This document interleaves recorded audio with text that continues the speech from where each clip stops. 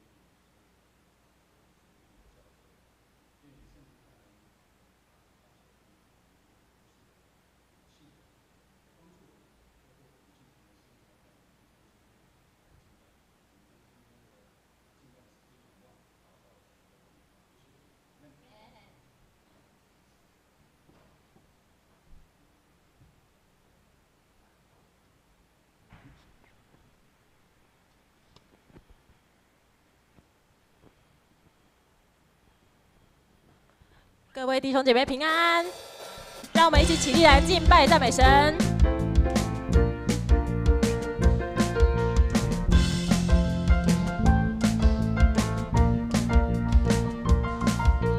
全心感谢，全心赞美，进入你的园，全心颂赞，献上为祭，是最纯的果子。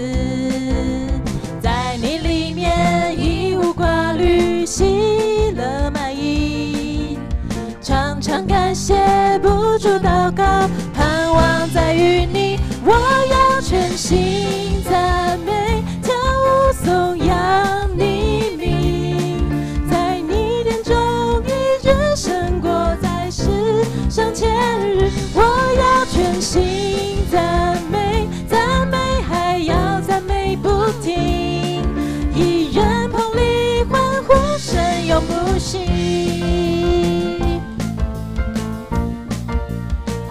让我们一起从头来赞美，从头来敬拜。全心感谢，全心赞美，进入你的园，全心颂赞，献上为祭，是最纯的果子。在你里面一无挂虑，喜乐满溢，常常感谢，不住祷告，盼望在于你。我要全心赞美，跳舞颂扬你名，在你殿中一日胜过在世上千日。我要全心赞美，赞美还要赞美不停。一人捧礼欢呼声永不息。我要全心赞美，跳舞颂扬你名，在你殿中一日胜过在世上千日。我要全心赞美，赞美还要赞美不停。一人捧礼欢呼声永不息。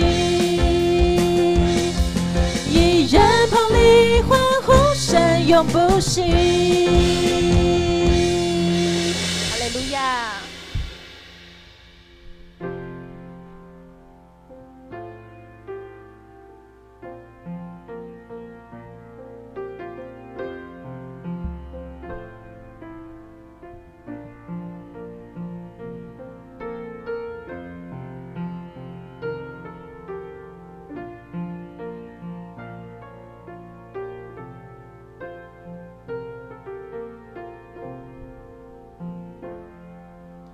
美的宝血为我流，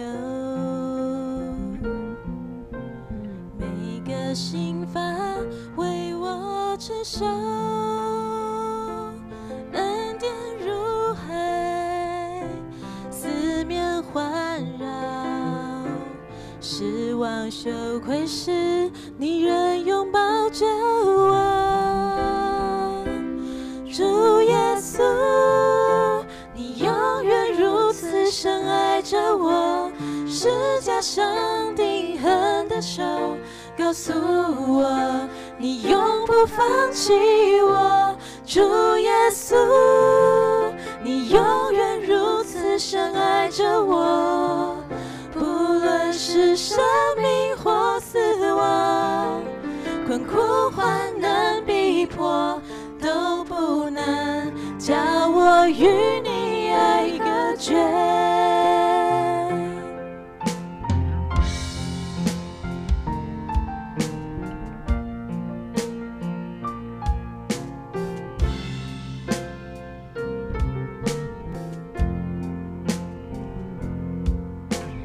每滴宝血为我流，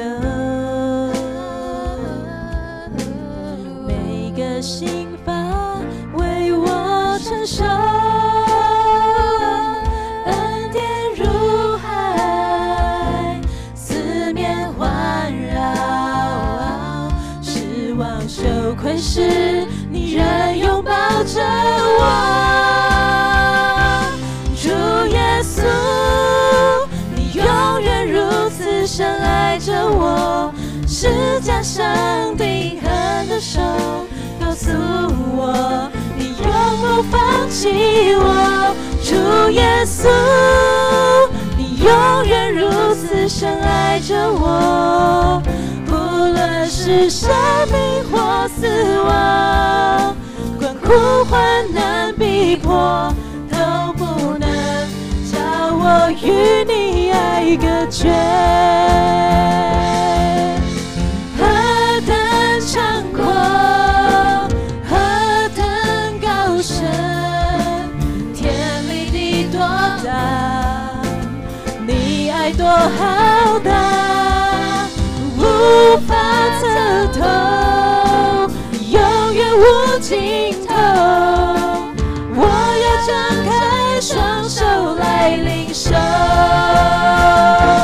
主耶稣，你永远如此深爱着我，十架上钉痕的手告诉我，你永不放弃我。主耶稣，你永远如此深爱着我，不论是生命或死亡，困苦患难逼迫，都不能叫我与你爱隔绝。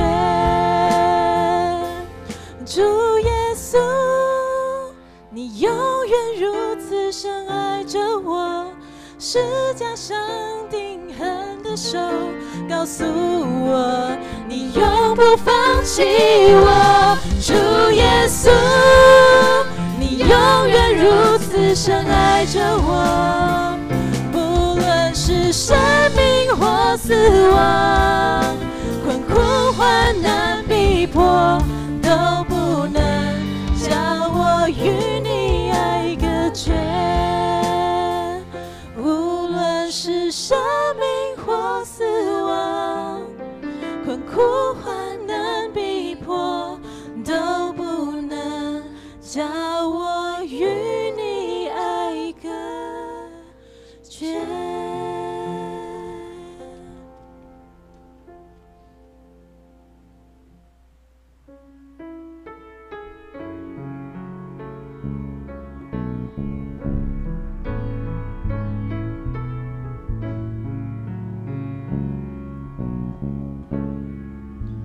感谢你的十字架，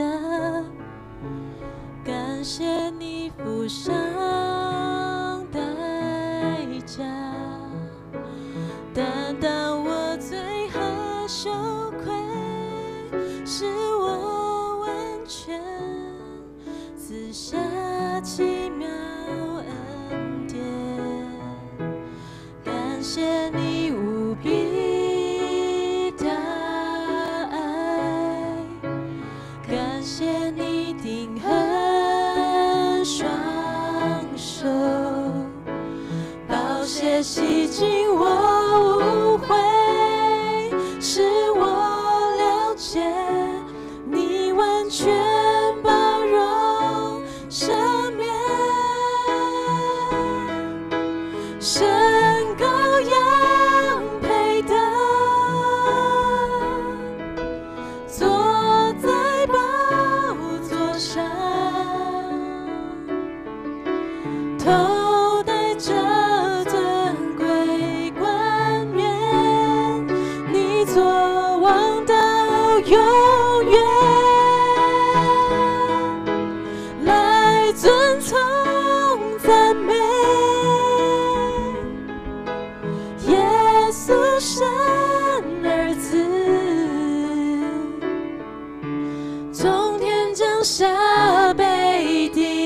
十架，神羔羊配得，神羔羊配得。感谢你的十字架，感谢你付上代价，担当我罪和羞愧，使我完全赐下奇妙恩典。感谢你无比的爱，感谢你定恒双手，宝血洗净我污秽，使我了解你完全包容赦免。神羔羊配得，坐在宝座上，头戴着尊贵冠冕，你作王到永远，来尊崇赞美耶稣神儿子，从天降下被钉十架，神羔羊配得，神羔羊配得，神羔羊配得，神羔羊配得，神羔羊配得。我们一起低头来祷告，感谢上帝，谢谢上帝给我们超乎所抢的一切。谢谢你拣选我们成为你的羔羊，你的子民，在你的里面我们永远富足。谢谢你总是知道我们的需要，也给予我们回应。求主保守我们继续走在你所安排的道路上，也让我们知道不论遇到任何的事情，任何的挑战，都是在你的掌握之下的。我们愿意经历神所安排的一切。现在我们要开始今天的聚会，求主保守我们以下的时间。祷告奉靠我主耶稣基督的圣名求，阿们。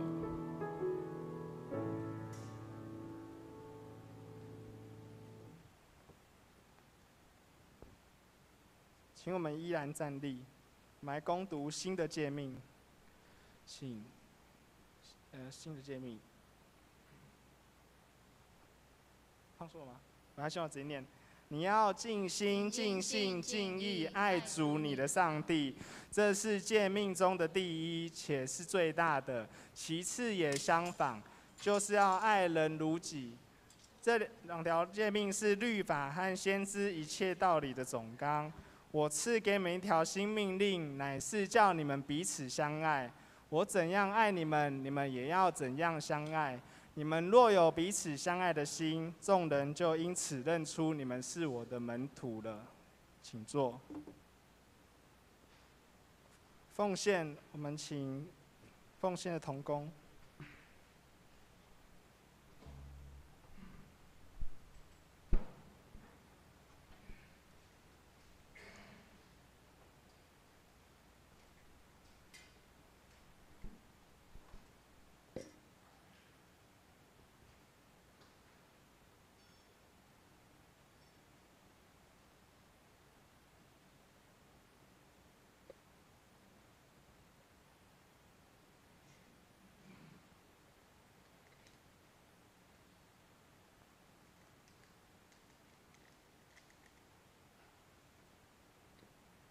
好，我们一起低头来做一个祷告。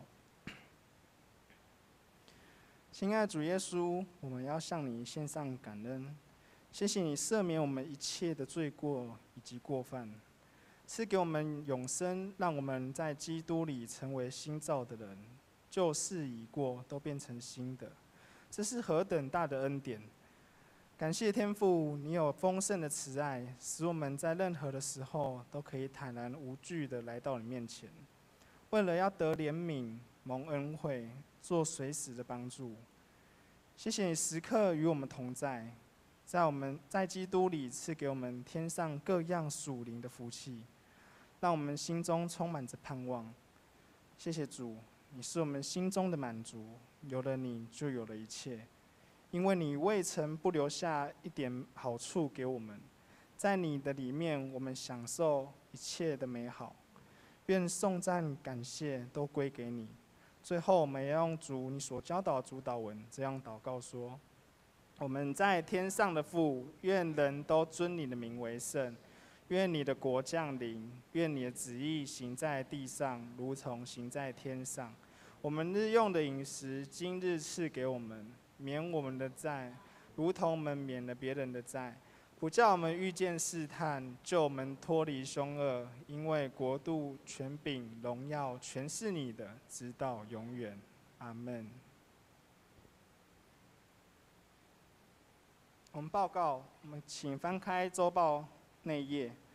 我们持续为了需要代祷的弟兄姐妹以及儿童主日学以及青少期在7月29跟8月19、20的准备报名一切顺利。我们来看一下教会消息。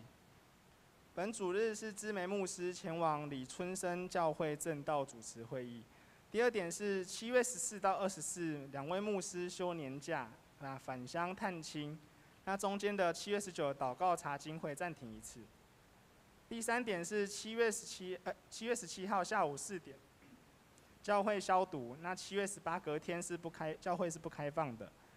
第四点，7月23号主日礼拜下午结束之后，全教会大扫除，那会分配各团契的打扫区域，那请大家注意一下。那第五点是，请各团契将在7月23号之前将财务账册交给干事，那以利查账。那第六点，青少期于8月19、20办夏令营，那地点在青少年体验中心桃园区这样子。那对象是国高中以及大专生，那费用一律2000元。那要报名的请到1楼自由索取，那有问题的话可以问团契辅导翁定信跟林子瑜。第7点是新眼光读经第3季已经在下面的招待桌，那请大家自由领取。那团契消息，7月16号上午9点45，情社团契主理是宇翔，那主题是夫妻默契大考验，那请大家可以参加。那奉献明细我们大家自己看，有问题的请到1楼跟干事修正。好，我们来看一下今天的圣经。圣经记载在哥林多前书1章4到9节。哥林多前书1章4到9节，我来念。第4节，我常为你们感谢我的神，因神在基督耶稣里所赐给你们的恩惠，又因你们在他里面凡事富足，口才、知识都全备，正如我为基督做见证，在你们心里得以坚固，以致你们在恩赐上没有一样不及人的，等候我们的主耶稣基督显现。他也必坚固你们到底，叫你们在我们主耶稣基督的日子无可责备。神是信实的，你们原是被他所召，好与他的儿子我们的基督耶稣一同得分。圣经读到这里，我们正道今天的题目是献上感恩，我们请一节牧师。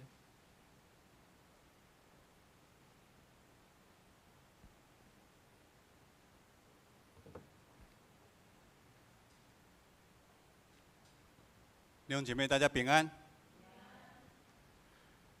在我们要为了那个刚介绍一个意外，赵明执事的爸爸在家里过世的那我们不管得时或不得时我们都要对上帝献上感恩。我们一起来为了赵明执事的一家来祷告，我们一起来祷告。天父上帝，我们满心感谢赞美你。主啊，我们知道我们的生命都在你的手里。主啊，你也在最好的时刻，主啊，完成你最美的计划。我们为了赵明执事他的父亲还有亚明他们的父亲因为意外来过世，所以我们心里有非常多的不舍，但是我们仍然要为了这样的事情献上感谢。愿主你保守安慰众遗族，愿主你也保守待会我们所要处理的一些事项都能够顺利。我们也将一切的荣耀都归给你，祷告祈求奉靠耶稣的名，阿们。我们常常会在其他的宗教听到感恩，感恩。有没有想过到底要感恩什么？长老教会在很久以前就讲说你信长老教会，信基督教，你吃穿欠钱都不用还，要不要这个教？小贾要不要？就是那个地方供给你吃你喝，然后你欠钱也不用还，这个教好不好？好啊，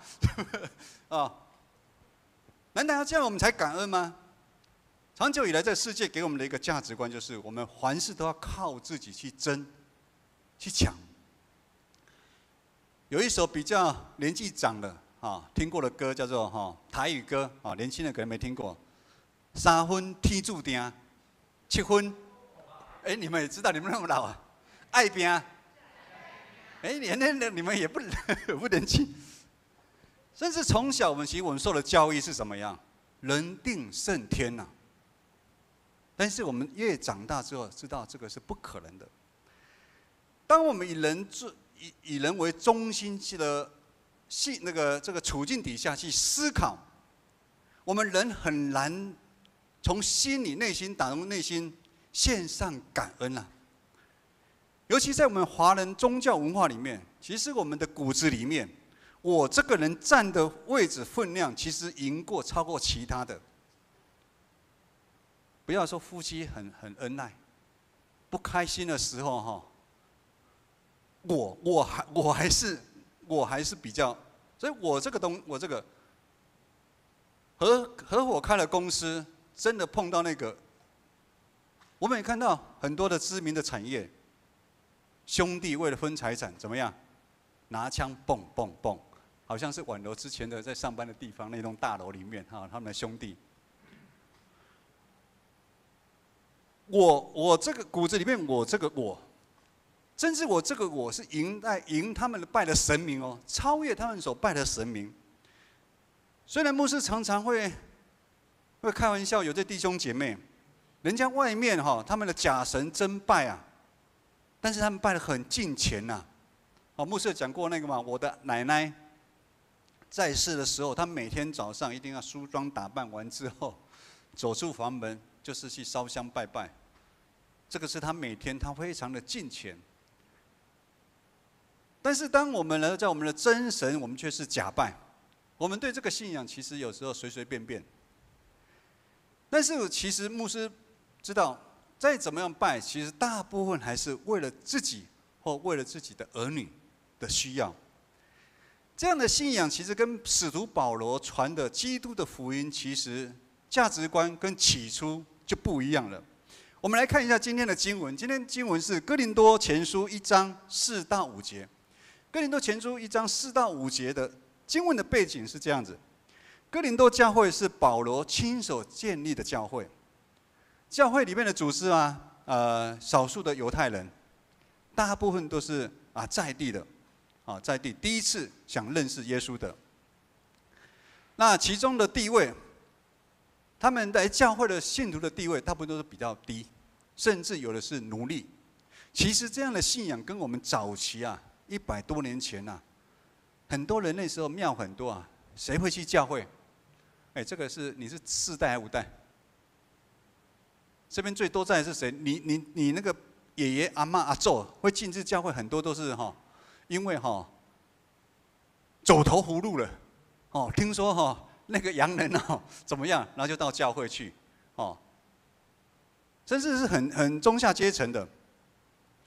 哥林多前书1章26节说，按照人的标准来看，哥林多教会里面有智慧的人不多，有能力的人也不多，有社会地位的人也很少，都不多。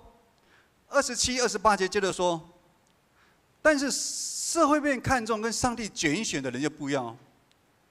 上帝拣选的，上帝拣第一的人是呢，他也叫拱狼啊。所以其实我们被上帝拣选，我们都是拱狼啊。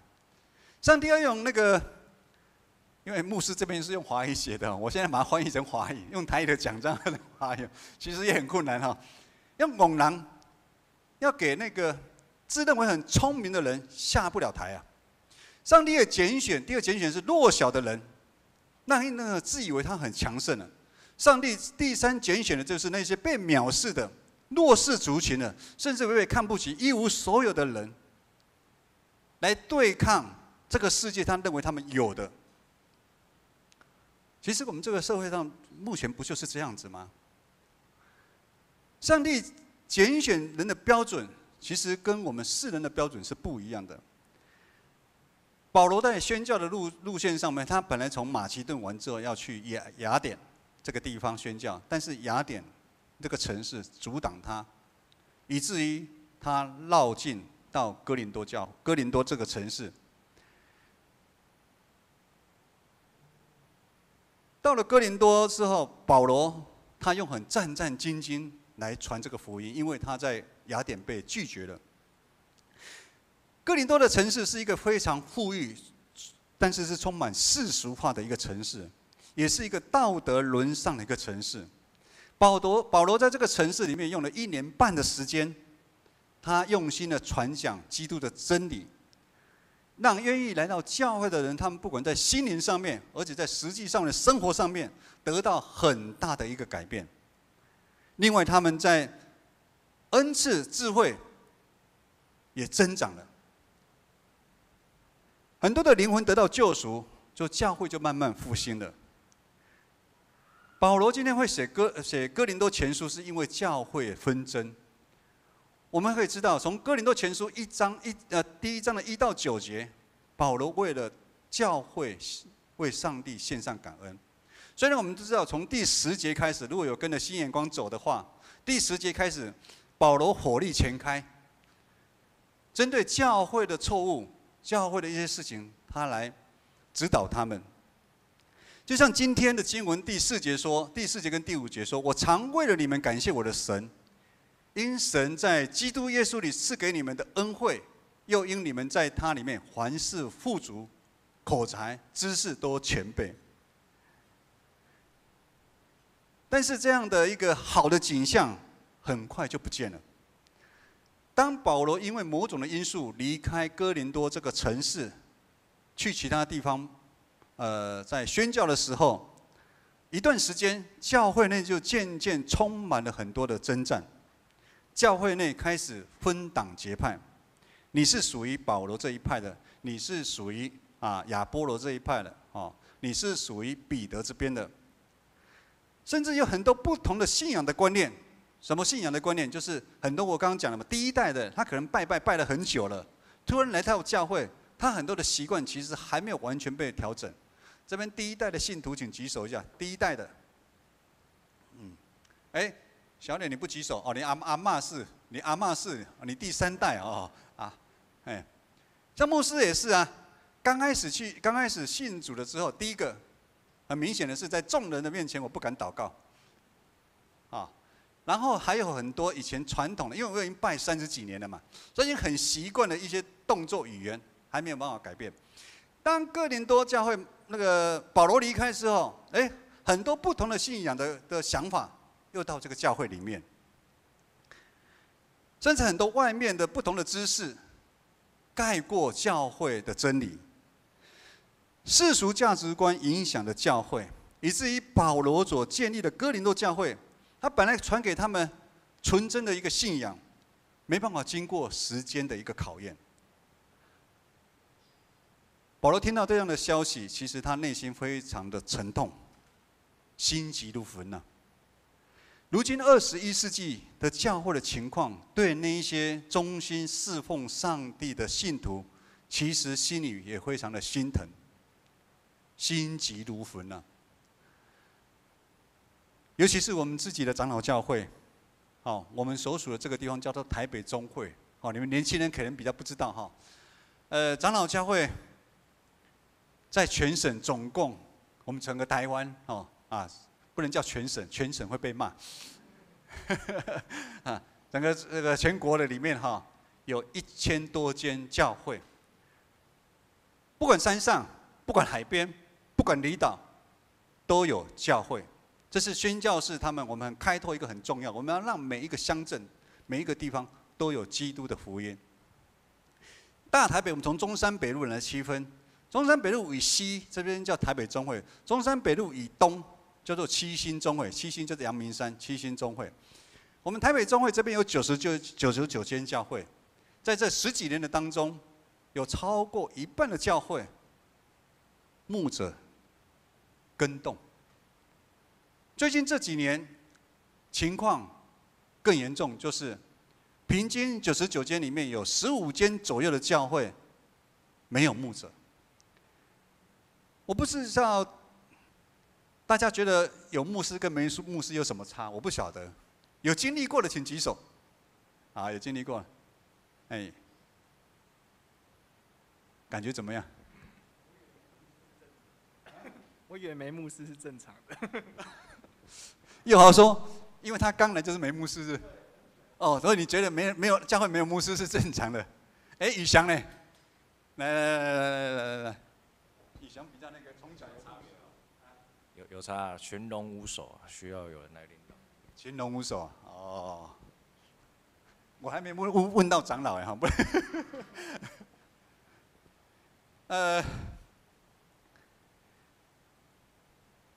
很多其他中南部我的同学问我说，你们台北中会，你们北部的教会到底发生了什么问题？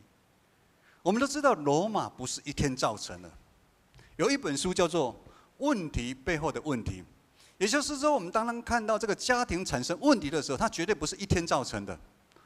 我们常常听到说，哦，有一个新闻出来了，那个新闻应该已经是前很久了，只是突然的就一根那个什么，然后就爆了。教会的问题绝对也不是3天2天才发生的，这个是需要我们每一个信徒，我们是不是基督的肢体，我们要去关心他。哦，虽然我们大部分都在建成长老教会里面，我们对整个宗会体制也不是那么了解，但是我们慢慢，上帝有他的恩惠，他的恩赐才干在我们里面，上帝会打开我们属灵的眼睛，我们去关切国度的事情，就像我们都会去关心土耳其地震的事情，我们教会也有受奉献，我们会关心乌克兰的事情，因为我们觉得这个是基督徒的使命。最近我们长老教会跟一个企业，我们也又送了很多的那个，好像是救护车，好像医疗设备到乌克兰去。当没有牧者的时候，群龙无首，的确，像刚刚有我们的赵明的爸爸过世，这时候该怎么办？群龙无首，牧师那长老大家一定慌了，要怎么办？许多的事工没办法去推动，教会就会产生很大的一个问题：到底要听谁的？虽然可能教会延续下来，还是很多的事工，外表看起来还是办得非常的热闹圣诞节复活节、感恩节，但是常常在内部里面各唱各的调，各弹各的曲。所以我们会知道，当停滞很久没有牧者的时候，其实教士常常会停滞不前，甚至教会因为牧者的离开而四分五裂。腓立比书2章3节这么说：凡事不可结党，不可贪图虚浮的荣耀，只要存心谦卑，个人看别人比自己强。我们目前看到教会的问题，可能是已经经过1代2代累积下来，也就是说，以后建成的问题跟我们在座大家是有关的哦。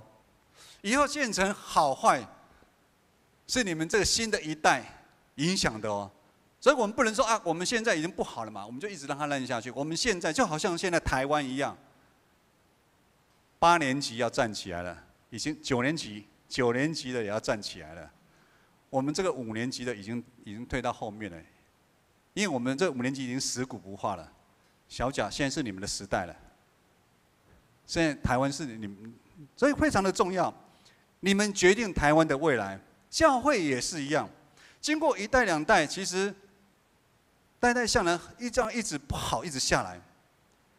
牧师算一下哈，1代大概30年，2代大概50、60年。这个年代大概是台湾经济起飞的时候。本来那时候大家都很穷，经济起飞的时候，人心开始渐渐受到影响。信仰在教会的信仰会产生变化。以前教会里面，我们强调真理，耶稣为王，我们很彼此相爱，牺牲奉献。我们甚至看到很多的弟兄姐妹，把家里的土地奉献给教会，盖教会，而不留给儿孙。可是如今呢，我们常常看到很多的教会分党结派、分家族，常常很多的政治议题、社会议题，彼此互相的攻击，吵翻天，以至于很多人来到教会，他的信仰失去了热情，礼拜完马上就离开，礼拜完很多就离开。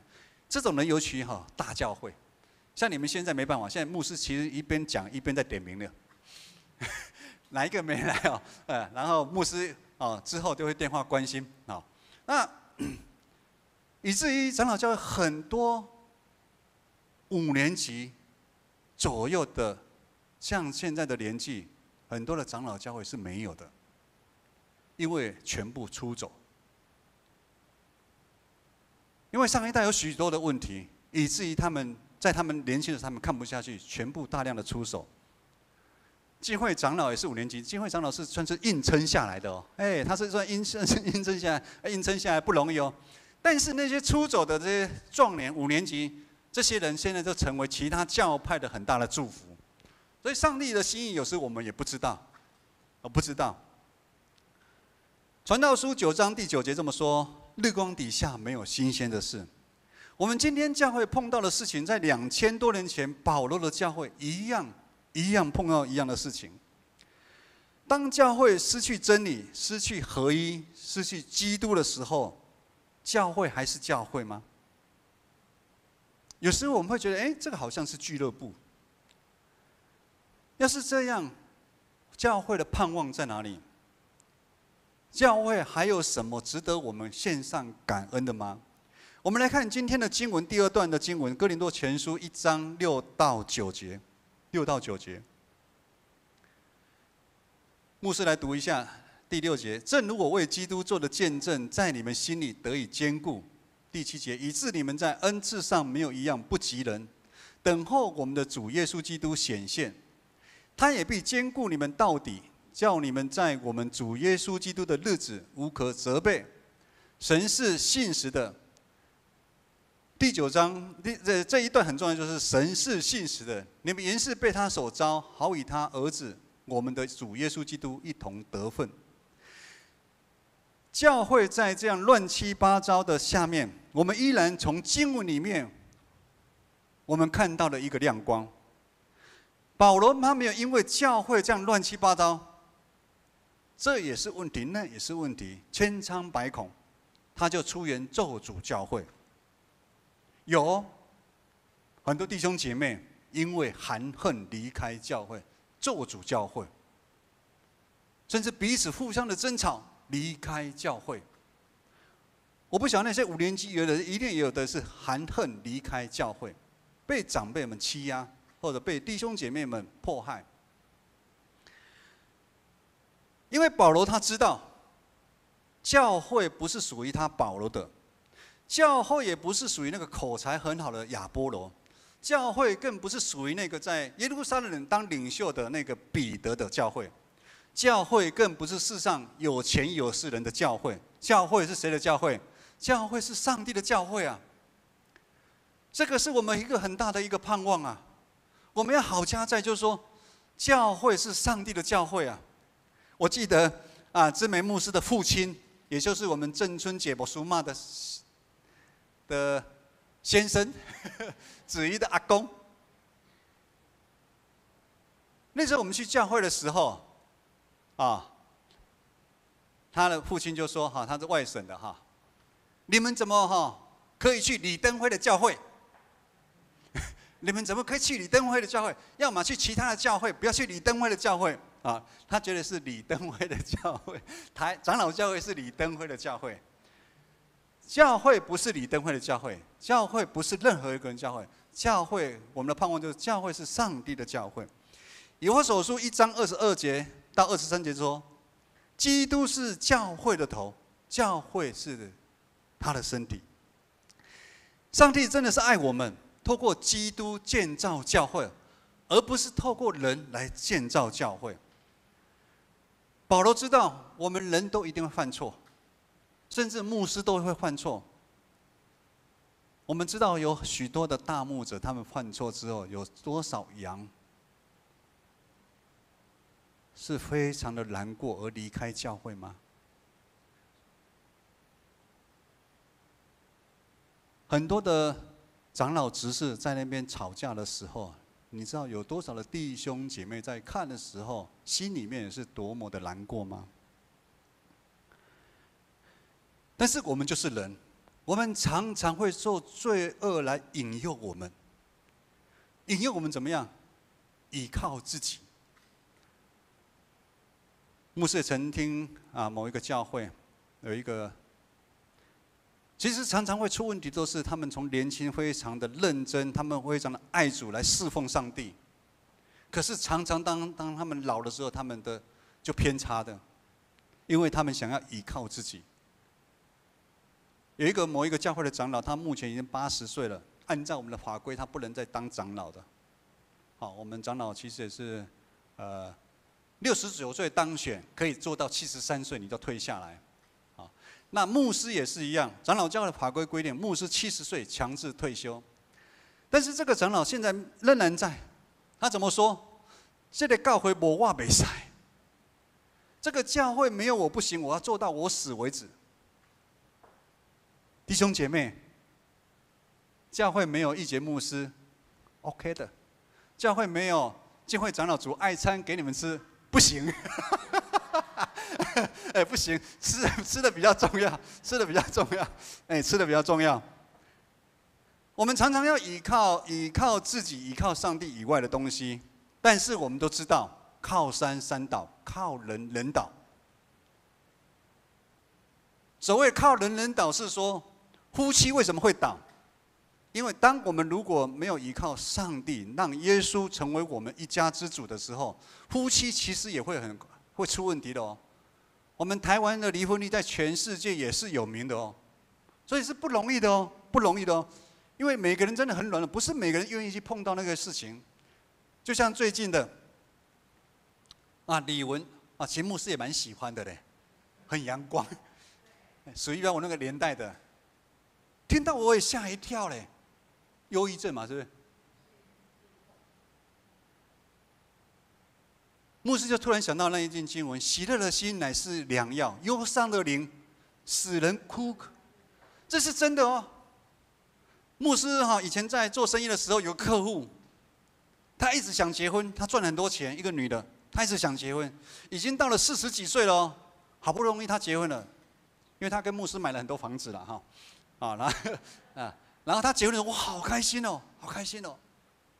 后来没多久，他说，他后来结婚住的那个房子，他要卖掉。听他一边讲我都掉眼泪了。结婚之后，他先生变一个人，后来还跟他的小姑在一起。然后他为了离婚哦，一直忍耐，有时还在被他赶到阳台去用水泼。你觉得没有想象，这奇奇怪怪都有。他忍到后来离婚了。所以其实什么是可以靠的？上帝是信实的上帝，上帝是永远掌权的上帝，上帝才是我们不动摇的靠山呐，弟兄姐妹，上帝才是我们不动摇的靠山呐。而且这个确信可以帮助教会看到未来。也可以帮助我们每个弟兄姐妹，你可以看到你的未来啊。因因为有时候我们在职场上面，在生活上，有时候我们真的是很辛苦啊。我们的未来到底是在哪里？我们感谢哥林多教会，在2000多年前发生了这么大的事情，以至于让我们可以学习。每个弟兄姐妹可以学习怎么样去合一，怎么样去彼此相爱，怎么样去包容，怎么样去多走一里路，甚至我们才可以听到《爱的真谛》这首歌啊。最大的是爱，最大的是爱。我们也感谢保罗成为我们传道人，甚至长子里面的，算是在教会的牧者，一个好的一个榜样。在教会看似四分五裂的时候，他如何积极的态度，感谢上帝的心，来传讲真理，让这些失散的羊群有回头的机会。因为他知道，那个是上帝的教会，他要有时间让上帝去改变整个教会的一个环境，也让信徒有时间去调整、去悔改、去突破他自己，来翻转。感谢上帝在基督里面早已将许许多的恩赐、知识、才干赏赐在我们里面。通过这些东西，帮助教会面对许多的挑战跟混乱。教会2000多年来，从来都有问题，从来不会没有问题的。但是，在基督里面，我们依然站立。因为教会是上帝的教会，上帝不会因为人怎么样，教会就不见了，教会就不见了。有一间教会，听说前一天咒骂牧师，隔天就走了，以至于那间教会大家都对牧师很客气，但是后来牧师变得太嚣张，真的在我们这一区。我听到的时候，我也吓一跳啊！有这种事情，啊！但是这个有2个面向，让我们知道，上帝是轻慢不得的上帝，上帝是轻慢不得的上帝。那也给我们传道人，给我们每个人，当我们在顺境的时候，我们不要就依靠自己，依靠基督以外的东西，我们就离开了上帝。人就变一样了，就像我刚刚那个长老，我也常常我刚刚就跟讲这样子，我也常为他祷告，因为他们的牧师我非常的熟，我也常为他们祷告，我也希望，因为他就是他看着长大，他也不好意思跟那个长老讲什么，我也希望说那个长老能够悔改回转，把棒交下去。摩西都把棒交给耶稣亚了，他为什么？我们为什么不交棒？让我也教会也可以让我们这些很卑微的弟兄姐妹，我们可以在教会经历跟耶稣基督的团契的连结，那种的美好，以至于在2000多年来，许多的弟兄姐妹，他们将对上帝的感恩化作行动。他们像使徒保罗一样，他们愿意奉献他们的生命，将他们最年轻的生命为上帝来打拼。我们看马偕博士也是在很年轻的时候，台湾是那时候很肮脏的时候，他100多年前来到台湾。马偕可能太远了，我们都是大家喜欢的那个美国宣教师马约翰牧师，他还是从美国那么好的一个环境，他本来是1000多人的牧师，但是他对台湾他有负担。他一生他没有娶太太，他奉献给台湾。为什么？为什么他们可以这样？其实义节牧师常常讲，他们为什么可以将对上帝的感恩化作行动下去？等一下最后牧师会讲到郑尧，大家都很认识的郑尧牧师，他要写了一封信来感谢建成。最后我会来读一下：弟兄姐妹，你有多久没有对上帝感恩了？你有多久没有对上帝献上感恩了？我们常常觉得很多的事情，早上起床、刷牙、洗脸、出门上班，然后一天忙碌完，中间可能喝下午茶、喝咖啡、吃好吃的，跟朋友聊天，然后晚上回来然后家里就有人预备了晚餐给你吃，好幸福的小孩子。妈妈预备晚餐给你吃，好像这些都是理所当然的。牧师常常有问弟兄姐妹说：“你这阵子有什么需要感恩的？”啊，没有了，也没有想到可以需要特别感恩的。我们难道要这么现实吗？难道上帝没有给你有一个特别的东西，你才要感恩吗？牧师，我右脚受伤了，难道我还要感恩吗？你要感恩，感谢上帝让你左脚没有受伤啊。当你双脚都受伤了，你还是要感谢上帝，让你还要留一口气呀。牧师是用比较夸大的方式来形容，但是的确是这样子啊，的确是这样子啊。不管我们得时不得时啊，我想现在照明的心境一定非常的难过。刚亚明传讯息给我，所以牧师这个等一下如果突然有叫的话，我要接一下哈。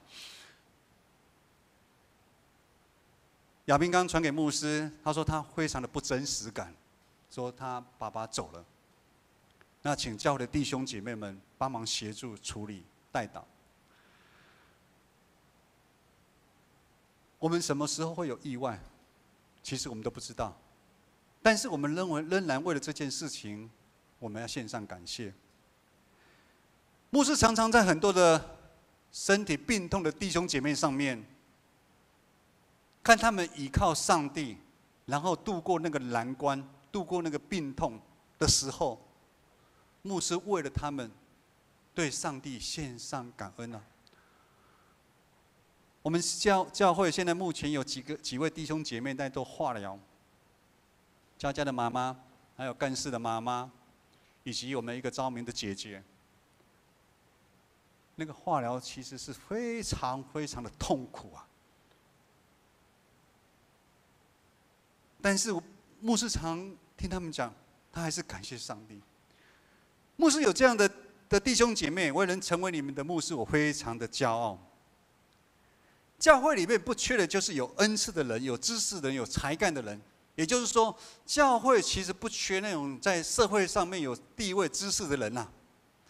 因为在基督耶稣里面，上帝所赏赐其实是会超越，会超越的。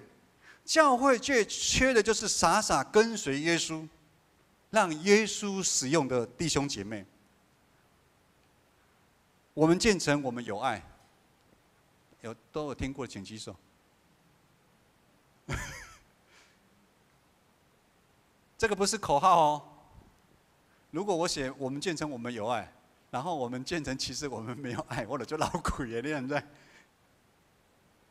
是我们在座，我们这一群受呼召来到建成教会的弟兄姐妹，你们愿意傻傻的跟随耶稣，你们愿意让耶稣在每一个地方来使用。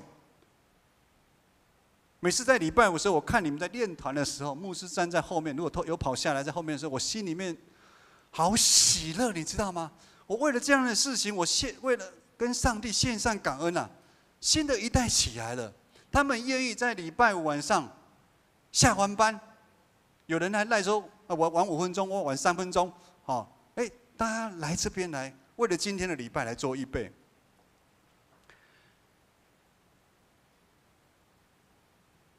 很多的弟兄姐妹在教会里面，他委身服侍，他默默的做。我们的简大哥默默的为我们的社青每个礼拜四晚上预备丰富的爱宴啊，他还蛮厉害的，他还有感动。上个礼拜准备的更多哈，我看好像那个甜不辣好像甜不辣那个炸鸡好像有变多，因为我们上个礼拜有15个人呢，15个人委身服侍，然后彼此相爱，读经祷告，因为这样子，让我们的建成教会渐渐成为有爱的教会，是因为我们。昨天是我们1年1度的长职训练，这阵子的体感的温度都大概40度，我们这些长职早上开长职会，下午长职训练，全员到齐，因为大家非常的看重这件事情。我和志梅牧师在这6年来看到长职们从一开始有一点点小意见、小冲突，慢慢大家很合一，用上帝赏赐我们的灵在里面，大家用很有信仰，大家在为了这个教会在努力，是一个很合一的教会嘞。在场的长子们，你们很不容易，你们不知道，你们没听说啦，听说以前建成的长子好像有拍过桌子，这个是闹鬼的代志哈，闹鬼代志哈，这个是很不容易的嘞。这个月我跟志梅牧师还有子怡，我们来到建成教会满6年了。这6年当中，我们看到很多的团契一直都在进步。很多的团契一直都在坚持，纵使只有2个、3个。听说社青之前最少有2个的，会不会有没有过1个？至少2个，至少有2个。他们2个就是坚持到底，也就是这2个人坚持到底，然后我们一起去塑造这个环境，让大家愿意分享，大家就愿意来，大家就愿意来。虽然在那个环境里面开始会有哭。有笑，有很多的见证，有很多的见证。不止我们社青，妇女团契其实也是。上个礼拜照讲，雅玲长老她可以跟圣歌队一起下去，她可以停1次。但是雅玲长老说，她希望这些其他妇女不是圣歌队的，他们可以继续有一个聚会的一个时间，大家有一个分享团契的时间。她礼拜天再自己赶下去。跟我们会合。以上的种种，很多的团契，等一下大家礼拜完可以在公布栏可以在我们的电梯里面看到牧师有拍了很多照，有的团契。在这个团契当中，我们经历上帝满满的爱，在这个团契当中，我们一起成长。我和志梅牧师其实常常在夜深人静的时候，我们为了这些事情，我们献上感恩。我们何其有幸，比其他的牧者更可以来牧养你们，带领你们。最后，这个月牧师很忙参加完那个正窑的回来之后，牧师有去济南教会去做一个分享，就是做一个社区关怀据点的分享。我代表我们教会啦我代表那个建会长了哈。很多的教会听到我们的做法，大家吓一跳。当然，除了是我们很多请很专业的，但是牧师已经跟他们强调，里面有一个核心：上帝才是最重要的，上帝才是最重要的。活动要办得很精彩，非常的简单，但是要办的是有信仰，是非常的不容易的。我们常常看到教会的社区一些长辈来到教会，每个都很开心。我想，我们都为了这些事情献上感恩。结业式的时候，我看到浸会长老在这边跟长辈们分享，带领了志工，然后浸会长老一边分享一边哭，一边哭。我跟志梅牧师在后面，其实也为了这个画面，我们对上帝献上感恩。神啊，我们感谢你，你用浸会长老，用这些志工愿意支持他，来服侍社区将近80几个。80几个，这个很多是孤苦无依，在家里面没有人跟他讲话的这些社区的这些长辈们，他们来到教会，他们改变了。我们的小磊说很好玩，他妈妈不喜欢他去教会，哪一天他妈妈自己跑来关怀据点，怎么这么好笑啊？我想他来这边之后，上帝也改变他了，上帝也改变他。一间教会。能够时时刻刻对任何的事情献上感恩的教会，不会有争吵。会感恩的教会，他们会合一；会感恩的教会，他们会越来越彼此相爱，他们会成为一个健康的教会。个人也是一样。当你是常常一个会对任何的事情献上感恩，天气好的时候我要感恩，下大雨的时候我要感恩。甚至我们现在看宇翔，他结婚之后，他的新房一直还没盖好，要不要感恩？感恩啊！上帝一定有他美好的旨意，真的。上帝一定有他美好的旨意，我们还是要感恩啊！不能去骂，不能去打电话去骂那个建商，不要，我们还是要感恩。我们一定等到我们回头之后，上帝有美好的计划。当我们是一个会感恩的人，我们的生命才会被调整，生命才会被改变，才会是有一个陈模糊的人。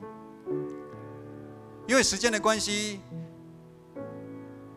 郑瑶写了感恩的话，等一下大家可以去公布栏看。他写了一封信，他感谢建成栽培他，他感谢许多弟兄姐妹陪伴他，为他代祷。牧师相信，一个会感恩的牧者，他一定会成为一个好的牧者，也会成为那个教会的一个祝福。我们一起跟着敬拜团，我们来唱这首回应诗歌。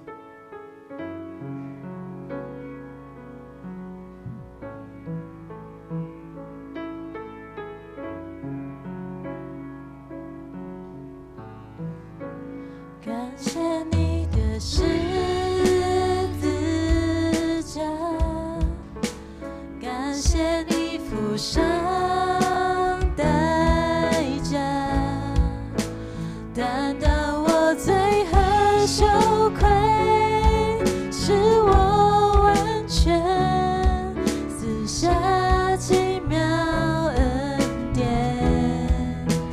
感谢你无比的爱，感谢你定恒双手，宝血洗净我污秽，使我了解你完全包容赦免。神羔羊配得坐在宝座上，头戴着尊贵冠冕，你作王到永远，来遵从赞美耶稣生儿子，从天降下被钉十架，神羔羊配得，神羔羊配得。弟兄姐妹，牧师邀请您，我们将我们的手放在我们的心里面。我们来回想这个世界是否有吞吃了我们，或者是我们身上是否也遭遇到许许多多的打击，不管来自有形的，来自无形的，让我们常常没办法抬起头来。主耶稣神羔羊，他在这边，他要帮助我们，他要帮助每一个弟兄姐妹出黑暗入光明，他要把那个盼望放在你的心里面。我们要常常为了我们身上所面对，不管好的不管坏的，我们都要献上感恩。当我们献上感恩的时候，我们就是邀请耶稣来到我们的生命当中来掌权。当耶稣掌我们生命的权的时候，就可以帮助我们抵挡一切任何的魔鬼，任何一切的诱惑来攻击我们，好像我们可以得到丰盛的一个生命。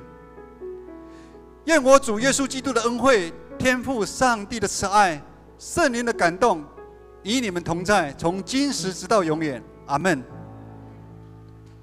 我们来唱最后一首诗歌，唔免惊。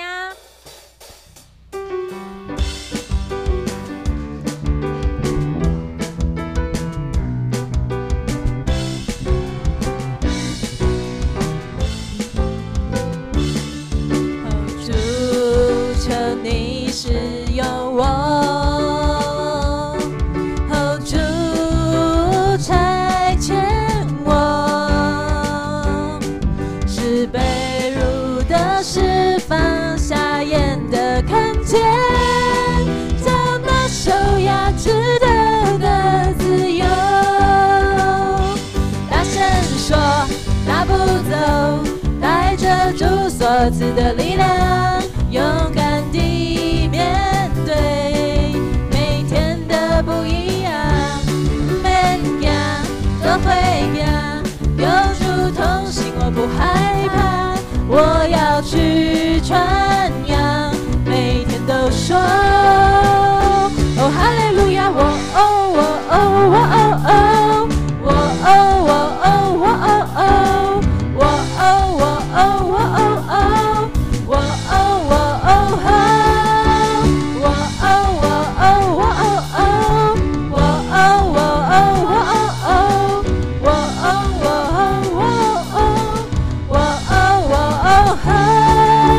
哦，大声说嘿，大步走，嘿，带着主所赐的力量，勇敢地面对每天的不一样。